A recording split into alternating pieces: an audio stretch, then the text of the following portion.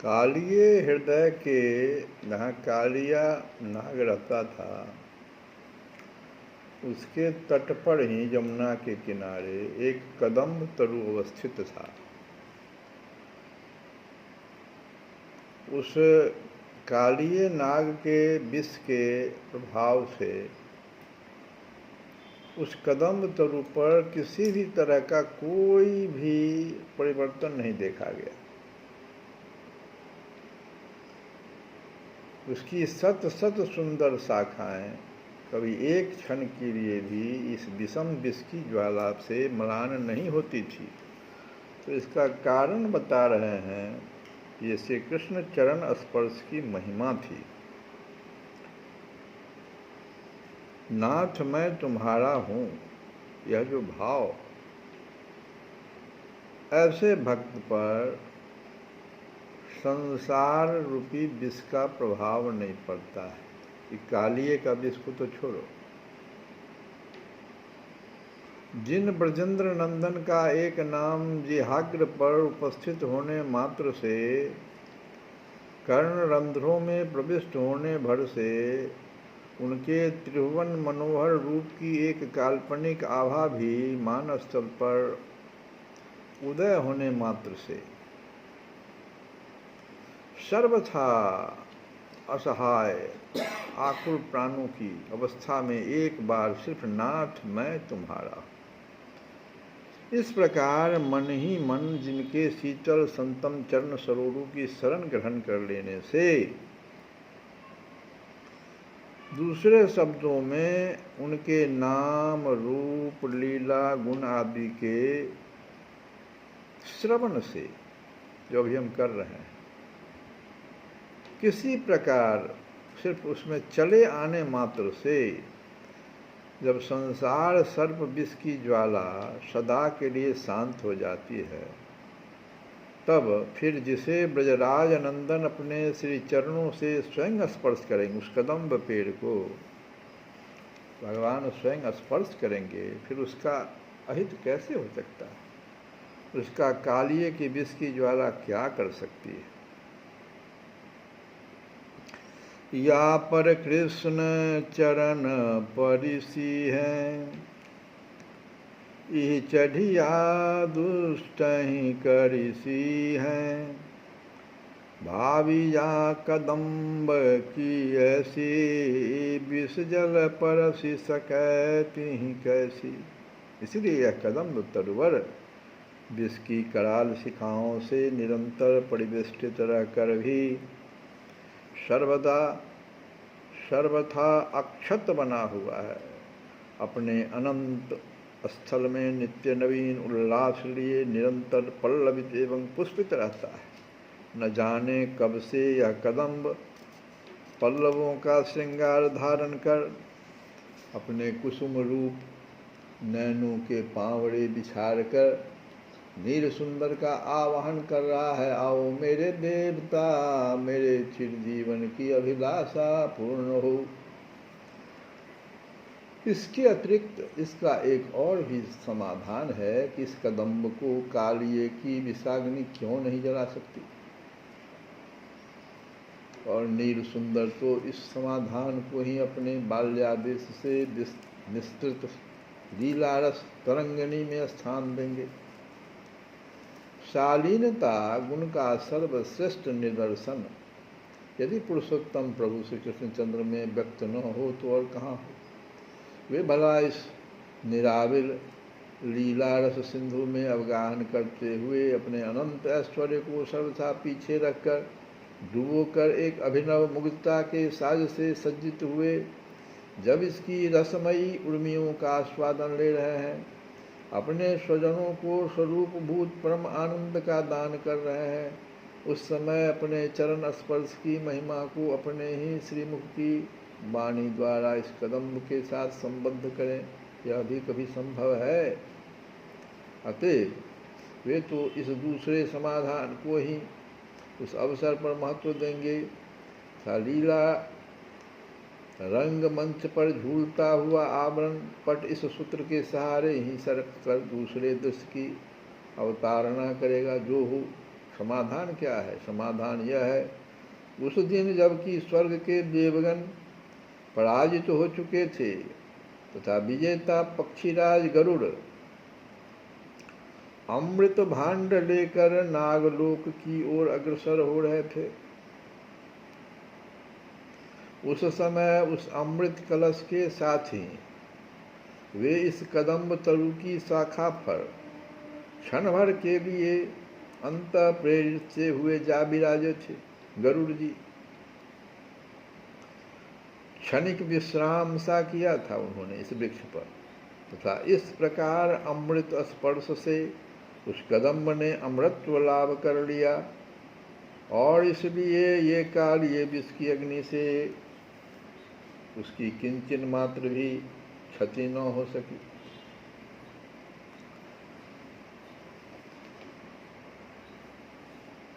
गोप शिशुओं के द्वारा प्रशंसा गीत का विराम होते न होते और कुछ भी लीला होने से पूर्व ही श्री कृष्णचंद्र ने कालिये हृदय की ऐसी भयावह परिस्थिति पर एवं साथ ही आकुल प्रतीक्षा में अवस्थित उस सुंदर मनोहर कदम्ब तरु पर अपनी कृपा भरी दृष्टि डाल ही दी। नहीं, उनकी ऐश्वर्य शक्ति ने ही अवसर देखकर अपनी विनम्र सेवा समर्पित करने की भावना से नील सुंदर के नेत्र उसकी ओर फेर दिए। फिर तो तत्क्षण ही उनके हृदय तल के स्रोत क्षणों के लिए ऐश्वर्य संवरित हो उठे।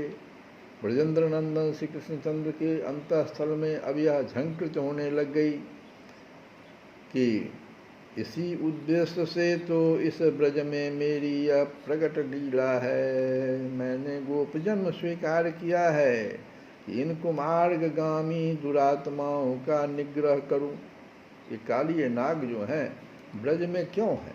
ये तो कुमार्गामी है, दुरात्मा है, ये यहाँ पर क्या कर रहे हैं? इनका निग्रह करूं, बस ठीक है। शिशु लीला के आवेश में ही मैं इस कदम्ब पर चढ़ जाऊंगा और फिर इस कालिये हृदय में कूद कर कालिये सर्प का दमन करूंगा।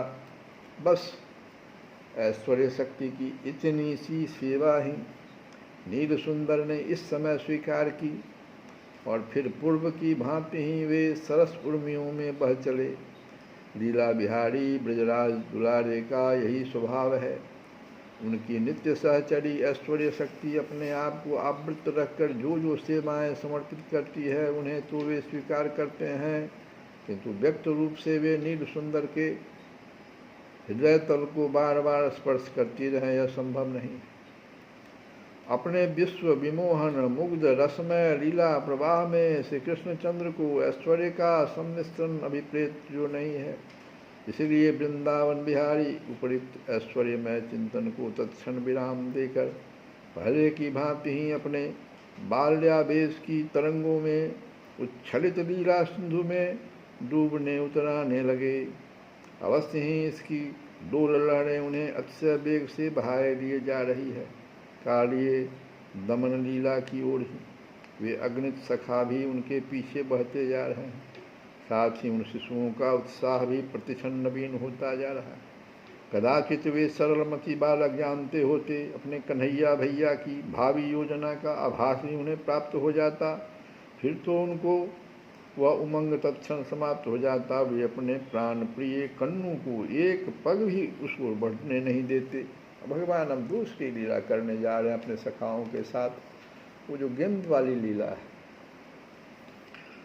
किंतु वे जाने कैसे, ये सखा कैसे जानेंगे? श्री कृष्णचंद्र की चंचल चितवन की ओट में ऐसे समस्त अवसरों पर ही अचिंत्य लीला महाशक्ति का अंचल स्पंदित जो होने लगता है, इसी स्पंदन के ब्यार से उनके ज्ञान की परमोज्वल आलोक शिखा सचमुच झिलमिल करने लगती है और इसलिए वे वस्तु स्थिति को देखकर भी नहीं देख पाते।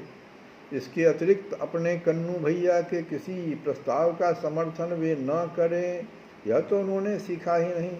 अपने प्राणों का समस्त उत्साह देकर भी वे सदा ही नील सुंदर की प्रत्येक इच्छा का अनुसरण करते हैं। इसलिए आज भी इस कालीय हृदय के विषमय तट पर अभी अभी इस विष के प्रभाव से मृत्यु के उस पार जाकर लौट आने पर भी उन्हें कोई भय नहीं है, अपितु प्रत्येक शिशु मन ही मन या कुछ न कुछ नवीन मनोरथ का निर्माण कर रहा है। सबकी आंखों में एक पवित्रतम सरल उत्कंठा भरी है। देखिए अब मेरा कन्नू क्या करता है, क्या कहता है। श्री कृष्णचंद्र के अधरों पर नित्य विराजित स्मित की आभा किंचित बदली। वे तनिक गंभीर से दिखे, किंतु पुनः निमेष गिरते न गिरते उनके नेत्र पहले से भी अधिक चंचल हो उठे।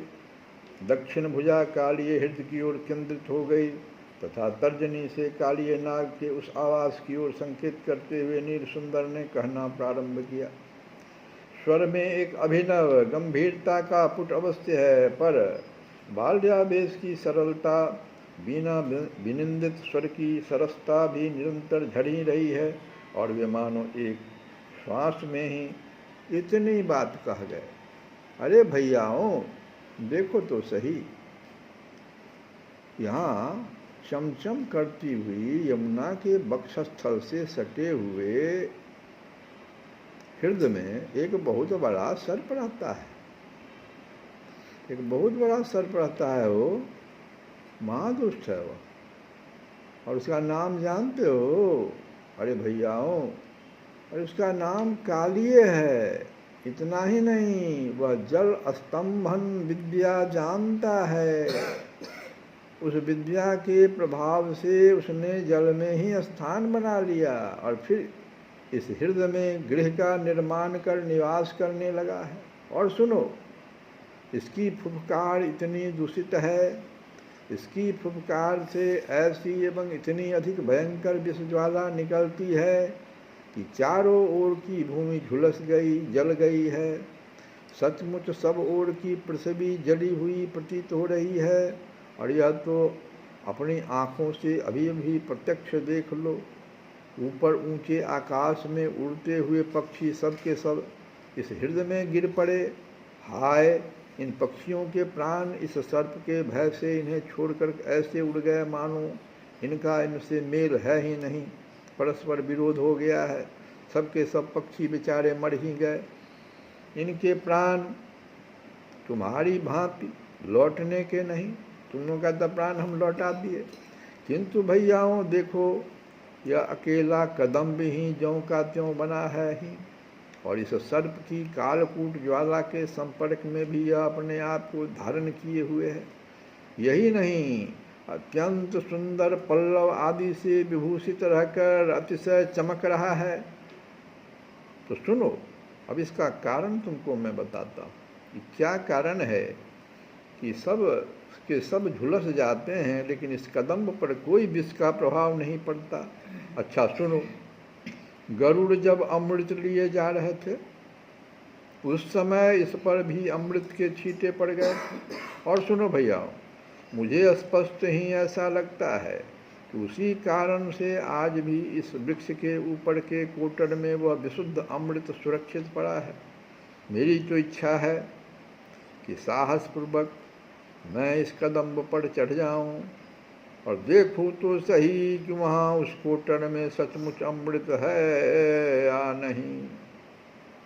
अब ये लीला देखो, भगवान घुमा दिए बात को, कह दिए कि उस वृक्ष के कोटर में अमृत है, और मेरी इच्छा है कि साहसपूर्वक मैं इस कदम पर चढ़ जाऊं और देखूं तो सही कि वहाँ उस कोटर में सचमुच अमृत है या नहीं।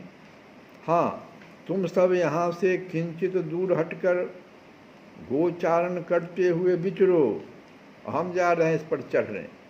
श्री कृष्णचंद्र इतना कह लेने के अनंतर अपने सखाओं की ओर देखने लगे। प्रत्येक शिशु ने ही देखा, ठीक ऐसी ही अनुभूति हुई उसे। मेरा कोटि प्राण प्रिय कन्नू केवल मेरी ही आँखों में अपनी आँख से मिलाकर सभी बच्चे ऐसा महसूस कर रहे हैं कि मेरा कन्नू केवल मेरे ही आंखों में अपनी आंखें मिलाकर मेरी अनुमति चाह रहा है। सचमुच मानो स्नेह की शत सहस्त्र स्तूर्णियां नील सुंदर के इन दुर्गों से एक साथ प्रसरित हो रही थी। ऐसी स्नेह पूरित दृष्टि से ही वे उन शिशुओं की सम्मति मांग रहे हैं, किंतु उन बालकों का हृदय न जाने क्यों आज भर आया। क्षण भर पूर्व का वह अप्रतिम उल्लास भी सहसा न जाने कैसे सर्वथा प्रशमित हो गया। वे कुछ बोलने चले, पर इतने में ही तो उनके नेत्र भी छल छल आंसू से भर गए, छल छल करने लगे। और ब्रजेंद्र नंदन ने उन्हें दूर हटकर गोचारण करने की बात कह दी। इस हेतु से यह बात हुई क्या? नहीं नहीं, यह तो कितनी बार हो चुका है। आज तो बिना किसी प्रत्यक्ष कारण के ही उनके हृदय का बांध ही टूटा सा जा रहा। पर इधर नील सुंदर को भी अब अत्यधिक त्वरा है। यह कहना संभव नहीं कि उन शिशुओं ने उन्हें मूक सम्मति दी या सम्मति प्रकट की, क्योंकि सहसा ब्रजेंद्र नंदन उनकी ओर देखना स्थगित कर कदम्ब की ओर देखने लग गए। साथ ही उनके अधर पल्लव भी उनकी शुभ्र दसन कांति से उद्भासित हो उठे। तब सर्वत्र एक विचित्र मनोहर हास्य गूंज उठा और फिर नादित होने लगी उनकी यह रहस्यपूर्ण अभयवाणी। भैयाओं, डरना मत, मेरे लिए शोक मत करना, भला अच्छा दूर मत जाओ, यहीं इस स्थान पर ही गायों को संभालने की दृष्टि से स्थित रहना। और पलक दृष्टि से वे शिशु देखते ही रहे तथा श्री कृष्णचंद्र दौड़कर कदम्ब के समीप जा पहुँचे। अत्यंत शीघ्रता से उन्होंने कटिवस्त्र को समेटकर दृढ़तापूर्वक बांधा। यह बिखरी हुई अलकावली भी चटपट से सहेज ली। किंकिनी सो कटी पटही लपेटी, कुटिल अलक मुकुट में समेटी। फिर दाहिने करतल से बाम भुजा को